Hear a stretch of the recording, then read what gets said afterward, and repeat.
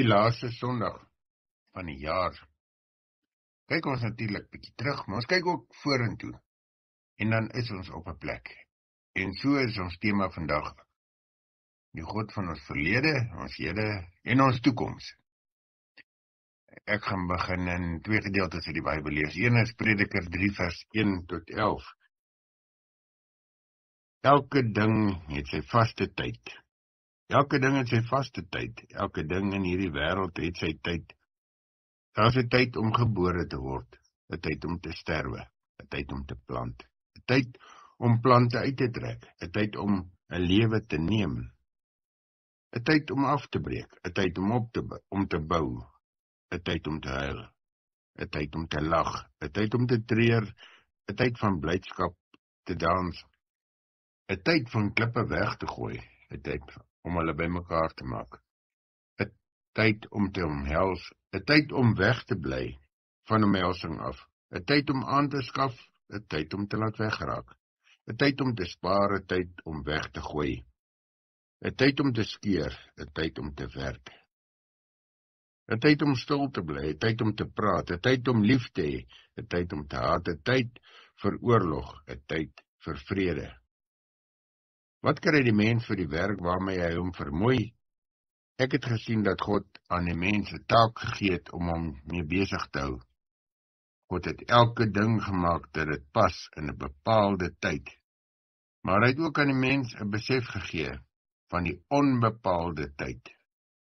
Tog kan die mens die werk van God van begin tot einde nie begryp nie. Hierdie gedeelte, Prediker hoofstuk 3 vers 1 tot 11. Elke ding het sy vaste tyd.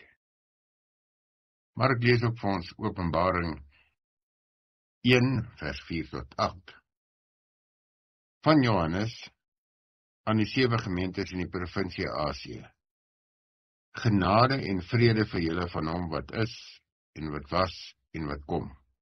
En van die 7 geeste voor sy troon, en van Jesus Christus, die geloofwaardige getuie, die eerste wat uit die dood opgestaan het, die heerser oor die konings van die aarde.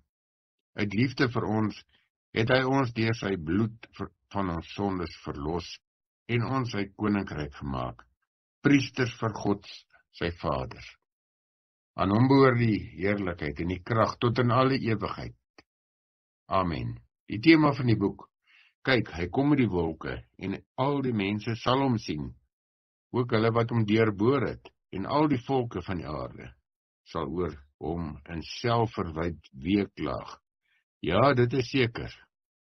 Ek is die Alfa en die Omega, sê die Here God, hy wat was en wat is en wat was en wat kom, die Almagtige.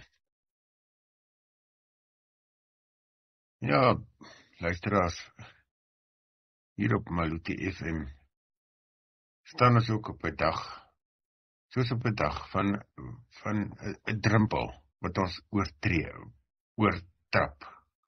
Agter ons lê 'n jaar vol gebeure, sommige wat ons dankbaar maak en ander wat ons seer maak of met vrae laat. Voor ons lê 'n nuwe jaar, nog onbekend, nog ongeskryf, nee. Prediker sê, vir alles is daar 'n bepaalde tyd, 'n tyd om te plant en 'n tyd om uit te trek. En tog voeg hy by, God het die ewigheid in die mense se hart gelê. Dit beteken ons leef nie net in oomblikke nie.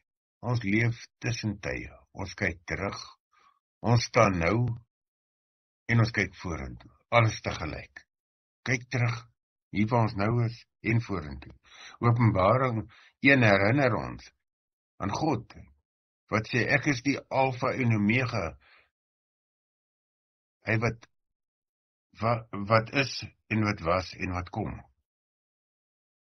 Hy is reeds die begin. Hy is reeds hier en hy is reeds by die einde. Dis die sleutel vir vandag. God is nie net die God van jou verlede nie. Hy is ook nie die God van hierdie oomblik nie. Hy is ook reeds die God van jou toekoms. Vir elke radioluisteraar beteken dit vandag,